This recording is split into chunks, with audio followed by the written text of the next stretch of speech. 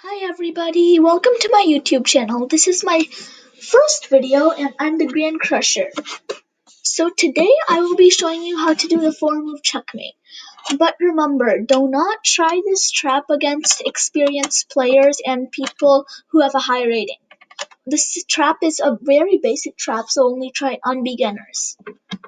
So let's get started.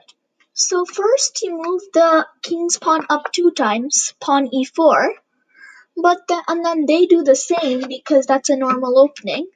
Then you move bishop to c4 to attack this pawn when you move your queen out. And then they play a copycat game and do that same thing. But then we move our queen here, and they obviously can't copycat that because look, after they do that, we can just take their queen.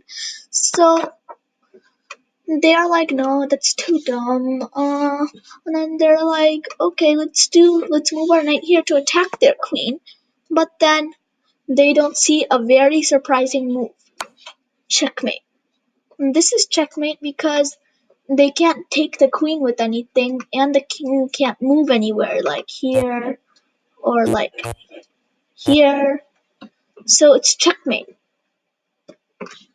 So that's all for today's video, guys. Hope you enjoy it. Bye!